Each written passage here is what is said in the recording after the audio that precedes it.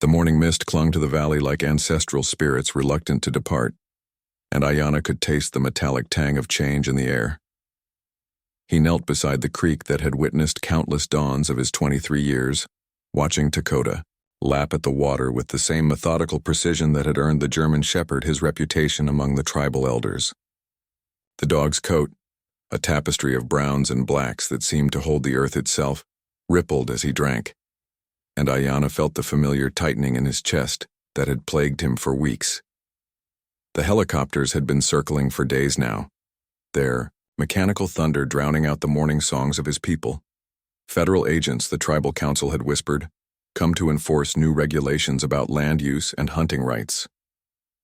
The old ways were being legislated into extinction, one bureaucratic decree at a time. Ayanna's grandfather had warned him that this day would come, when the outside world would finally reach into their valley with grasping fingers, demanding compliance with laws written by men who had never felt earth beneath their bare feet or understood the language of wind through pine. Dakota lifted his massive head, water dripping from his muzzle, and fixed his amber eyes on Ayanna with that unsettling intelligence that had always made the young warrior wonder if the dog could see into his soul. They had been inseparable since Ayanna was 12 and found the then puppy half dead from starvation near the old mining road. The bond that formed transcended the typical relationship between human and animal. Dakota seemed to anticipate Ayanna's thoughts appearing at his side before being called, offering comfort during the dark nights when grief over his parents' deaths threatened to consume him. The radio crackled from the kitchen where his aunt prepared what might be their last breakfast together. Federal marshals were moving through the reservation, issuing compliance orders and seizing what they deemed contraband, traditional weapons, ceremonial items, and any animals deemed potentially dangerous. German shepherds, with their wolf-like appearance and protective instincts, had made the list.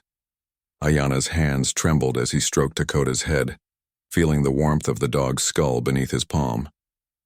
The warrior training his grandfather had instilled in him demanded stoicism, but the child within him wanted to scream at the injustice of it all. How could strangers in suits understand that Dakota wasn't just a pet, but a brother, a guardian, a living connection to the spirit world that had guided their people for generations? The sound of approaching vehicles cut through the morning calm like a blade. Ayanna rose slowly, his hand instinctively moving to the medicine pouch his grandmother had sewn for him. Dakota sensed the tension immediately, positioning himself. Between Ayanna and the direction of the sound, his body coiled with protective energy. "You have to go," Ayanna whispered, his voice breaking on the words he had practiced, but never believed he would have to say. "Run, old friend, run and don't look back." But Dakota remained rooted, his intelligent eyes searching Ayanna's face as if trying to decode the incomprehensible. The vehicles were closer now, dust clouds marking their relentless approach. Ayanna grabbed a handful of dirt and threw it at his companion, shouting harsh words in English that felt like poison on his tongue. Confusion and hurt flickered across Dakota's expressive features, but still he didn't move. Only when the first uniformed figure appeared at the tree line did Dakota finally turn and disappear into the forest, glancing back once with eyes that held a grief too profound for any creature to bear. Ayanna watched until the last glimpse of brown fur vanished among the pines, feeling something essential tear away from his soul like bark stripped from a sacred tree. 27 years carved themselves into Ayanna's face like weather patterns etching stone, each line a testament to losses that words could never adequately describe.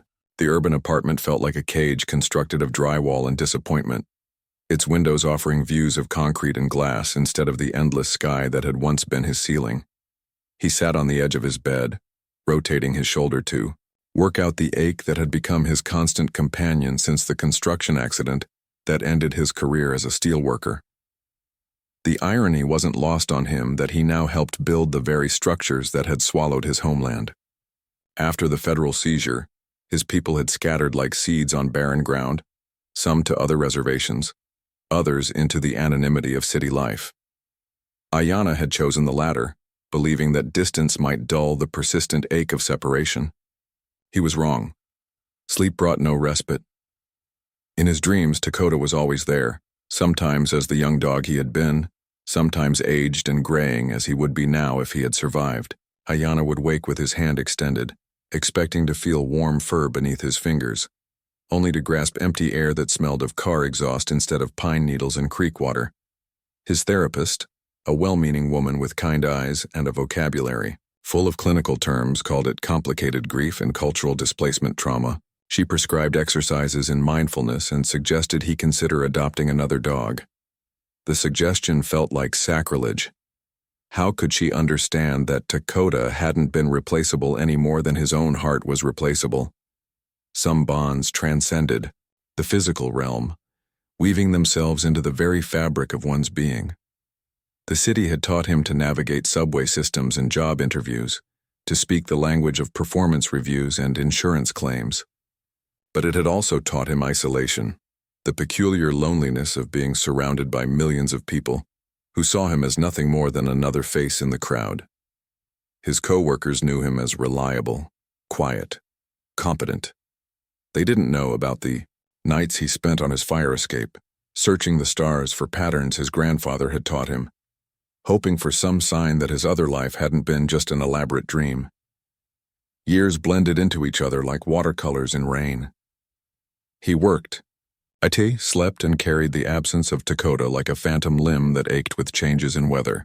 Sometimes he caught glimpses of German shepherds on the street and felt his heart stutter with impossible hope. But the eyes were always wrong, too light, too trusting, lacking the ancient wisdom that had made Dakota seem almost supernatural.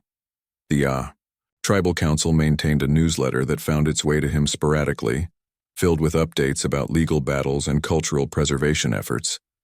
He read about young people learning traditional languages, elders sharing stories, and occasional victories in court that felt both significant and hollow. His name never appeared in the "Where Are They Now" columns, which suited him fine. He had become a ghost haunting his own life.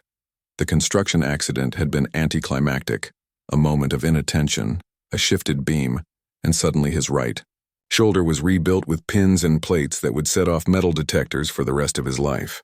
Workers' compensation provided enough for basic living expenses, but not enough for the kind of existence that felt like living, rather than merely surviving.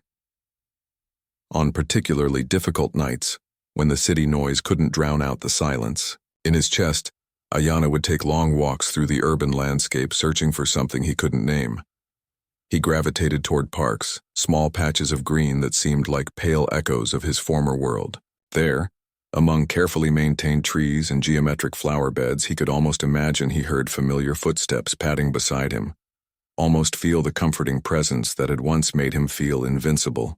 The forest had become both sanctuary and prison for the dog who had once answered to Dakota, though he had long since forgotten the sound of his own name.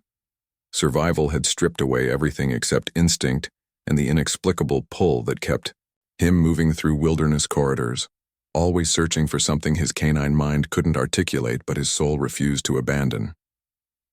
In the early years after the separation, he had waited. Day after day, he returned to the creek where morning mist still gathered like breath made visible, expecting to find the familiar figure kneeling by the water's edge. The scent trail had faded within weeks, replaced by the harsh chemical odors of government vehicles and the fierce sweat of displaced families. But deeper than scent, embedded in his very cells, was the knowledge that somewhere in the vast world beyond the valley, his human lived and breathed and carried the same inexplicable longing. The seasons taught him harsh lessons. Winter meant moving constantly to avoid freezing, learning which caves provided shelter and which were already claimed by bears emerging from hibernation. Spring brought the dangerous joy of plenty, when small game was abundant but also when mother wolves and coyotes were most protective of their territory. Summer meant finding water sources that hadn't been compromised by runoff from mining operations. And autumn required the desperate accumulation of body fat before the killing cold returned. He learned to hunt not from instinct alone, but from observation, watching wolves from safe distances and noting how they coordinated attacks, how they read the wind and used terrain to their advantage. His German shepherd breeding gave him size and intelligence, but the wilderness demanded adaptations his domestic genetics hadn't prepared him for. His paws grew thick-padded and scarred, his coat became coarser and more weather-resistant, and His amber eyes developed the constant vigilance of creatures who lived always on the edge of death. Other dogs occasionally crossed his path, lost pets, feral strays, and the occasional escaped animal from distant farms. Some sought his company, recognizing in him a leader, a survivor who had mastered the brutal mathematics of wilderness existence. But he remained solitary, driven by an internal compass that pointed always towards something beyond the horizon. Years, blurred together like seasons, marked not by calendars but by the gradual graying of his muzzle and the increasing stiffness in joints that had absorbed countless miles of rough terrain. He developed the lean, rangy build of a creature that had never known the luxury of guaranteed meals, his muscles efficient machines built for endurance rather than power. The dreams never left him. In his sleep, he still felt gentle hands stroking. His head still heard a voice speaking words in a language that had sounded like music. He would wake with a start, searching the darkness for a presence that existed only in the realm between sleeping and waking, and each awakening felt like a small death. Human settlements were simultaneously attracted and repelled him. The scents were overwhelming. Cooking food, exhaust fumes, the complex cocktail of chemicals that modern life produced. But beneath it all, he searched for one specific scent, one particular combination of elements that would unlock the mystery of his persistent longing. He became expert at moving through suburban areas unseen, a ghost dog haunting the margins of human habitation. Wildlife officials occasionally reported sightings of an unusually large German Shepherd mix, always alone, always moving. Attempts at capture failed consistently. He had learned to read human intentions with the same accuracy he brought to tracking prey. Photographers sometimes caught distant images of him, and internet forums buzzed with speculation about the phantom shepherd, who appeared and vanished like smoke. His body began showing the accumulated damage of decades spent in the wild. Arthritis settled into his hips, and old injuries from encounters with hostile wildlife never quite healed properly. But the internal drive remained undiminished, as if his cells themselves contained memories of a bond that transcended physical existence. The urban expansion gradually encroached on his territory, forcing him into increasingly difficult choices between avoiding humans and following the inexplicable pull that had guided him for so many years. Cities represented everything alien and threatening, yet they also represented the highest concentration of human scent, the greatest possibility of finding what he had never stopped seeking. As he aged, his territory narrowed. The long migrations became impossible, replaced by careful circuits through familiar ground. But even in his diminished state, he remained alert to possibilities, his nose constantly analyzing the air for traces of a scent that lived more in hope than memory. The morning carried an electric quality that made Ayana's rebuilt shoulder ache with particular intensity, as if the metal pins were conducting some atmospheric disturbance invisible to human senses. He had learned to trust these physical premonitions, remnants perhaps of the intuitive awareness his grandfather had tried to cultivate in him during those distant childhood years. Something was shifting in the fabric of his mundane existence, though he couldn't identify what.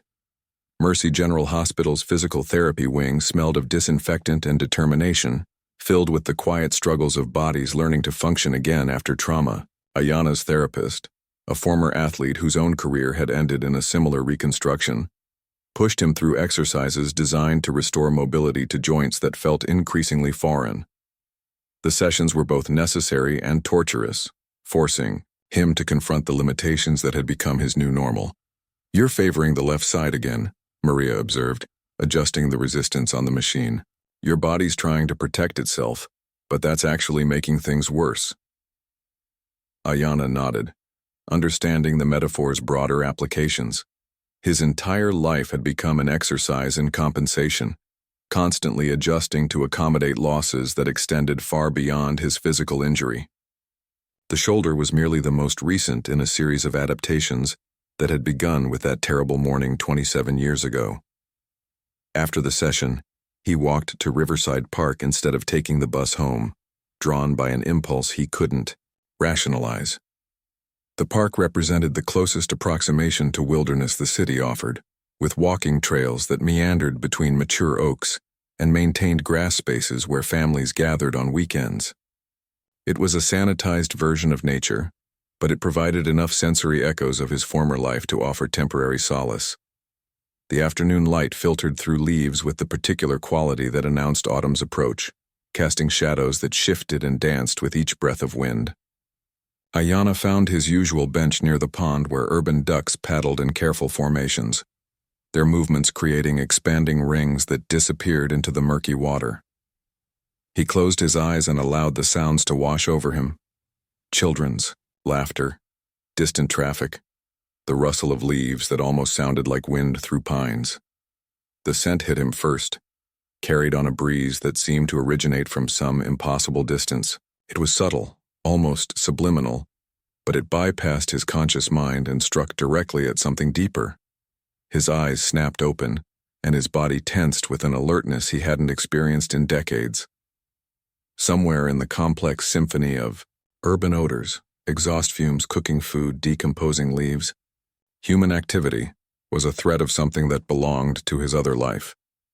He stood slowly, rotating his head to catch the scent more fully. His rational mind insisted this was impossible, a cruel trick played by memory and desperation. But his body responded with recognition so profound it felt cellular, as if every molecule was suddenly vibrating in harmony with some external force. The movement at the tree line was barely perceptible, more suggestion than substance. A shadow among shadows, patient and watchful in a way that suggested intelligence rather than mere animal wariness.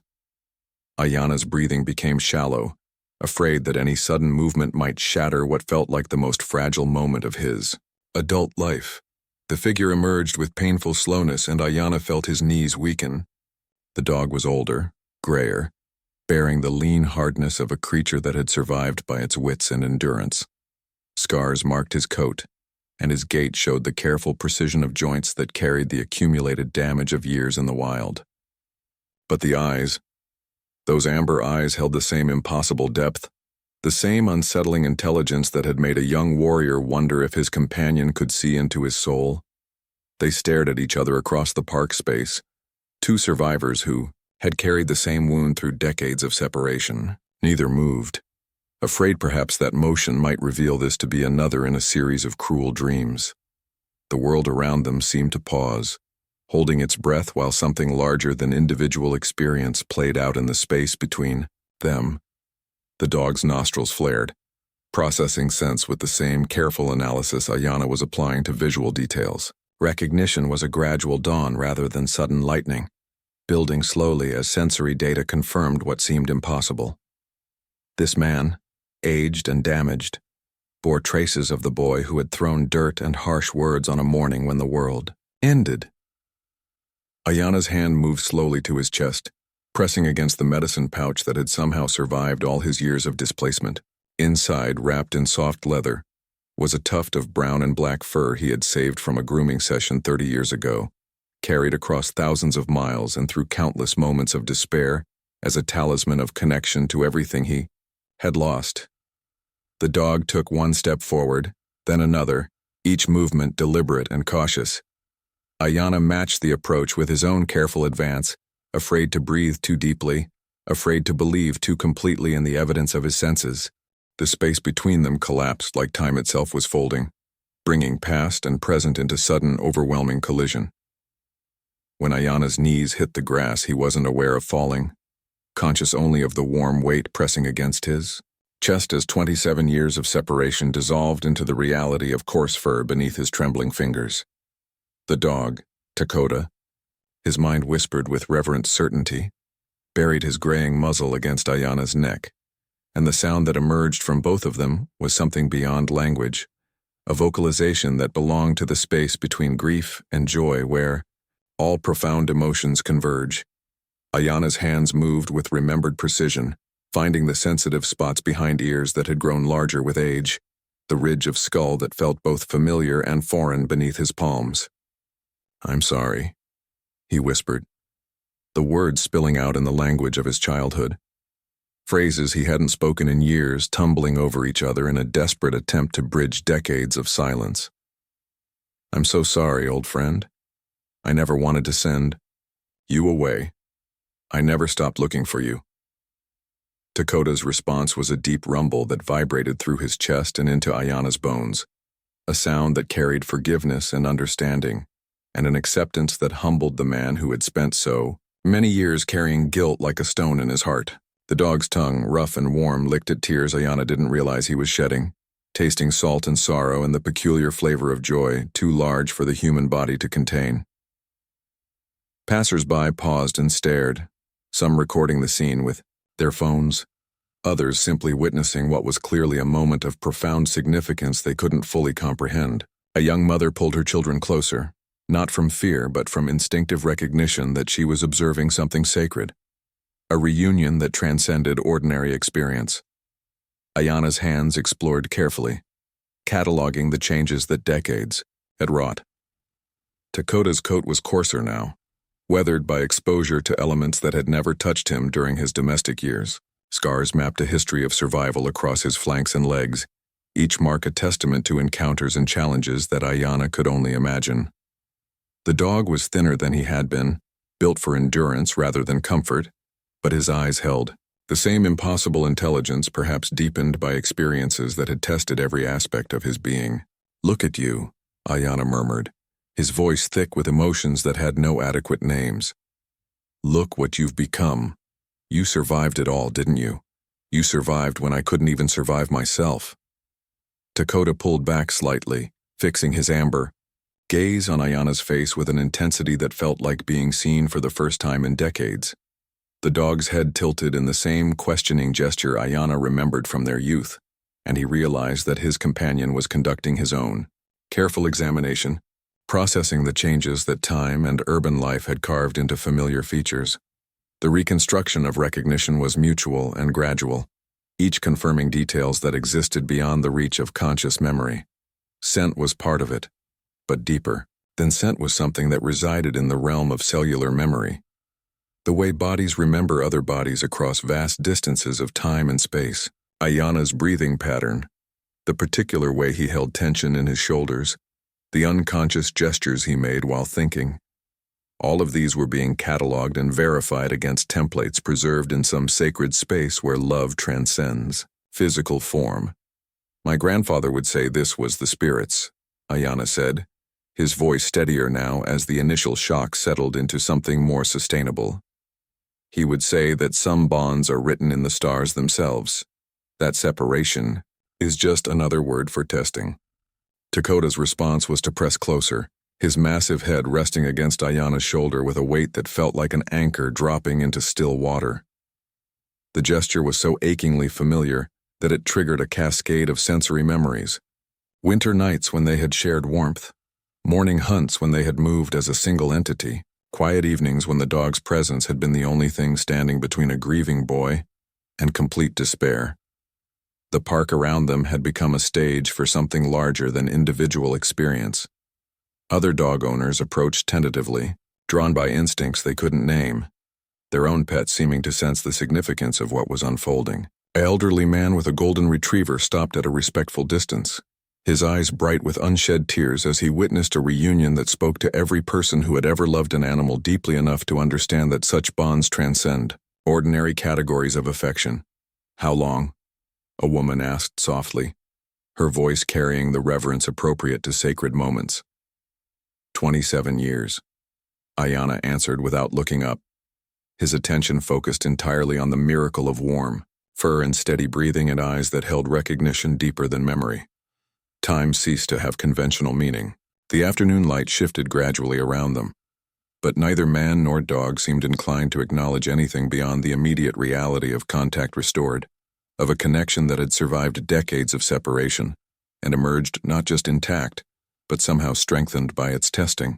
The apartment that had felt like a cage for so many years transformed into something approaching home the moment Dakota crossed its threshold. His massive frame seemed to fill spaces that Ayana hadn't realized were empty, and his amber eyes surveyed the urban dwelling with the same careful assessment he had once applied to potential den sites in the wilderness. The dog moved slowly, processing scents and sounds that spoke of his human solitary existence, occasionally pausing to sniff at objects that carried emotional significance. the medicine pouch hanging near the window, the single photograph of their former valley that Ayana had somehow managed to preserve. The practical challenges of their reunion required delicate navigation. Dakota had spent most of his life as a wild creature, his domestic training overlaid with decades of survival instincts that made him hyper-alert to potential threats. The sound of sirens triggered defensive postures, and strangers in the hallway caused him to position himself protectively between Ayana and any perceived danger. But gradually, the apartment's rhythms began to accommodate this new reality, and both man and dog learned to navigate the peculiar intimacy of shared space after such extended separation. Ayana's physical therapy sessions took on new meaning, with Dakota in attendance. The dog seemed to understand that his human was healing from injury, positioning himself strategically to provide support during difficult exercises and offering the kind of steady presence that made pain more bearable. Maria, the therapist, admitted that she had never seen such rapid improvement in a patient's motivation and progress. Having a reason to get stronger, having someone who depended on his recovery, changed everything about Ayana's relationship to his own body. The nights were perhaps the most profound transformation. For the first time in 27 years, Ayana slept without the persistent ache of incompleteness that had haunted his dreams. Dakota's breathing provided a rhythmic counterpoint to his own, and the weight of the dog's body against his legs offered an anchor to present reality that made the past's ghostly visitations less powerful. When nightmares did surface, memories of helicopters and separation and all the losses that had followed, Dakota's warm tongue and steady presence pulled him back to wakefulness before terror could fully take hold. Word of their reunion spread through the small community of tribal members scattered throughout the city. Elders who had known them in the valley came to witness the miracle, bringing traditional foods and speaking words in languages that urban life had nearly erased. They touched Dakota's graying head with reverent hands, recognizing in his survival something that spoke to their own cultural persistence.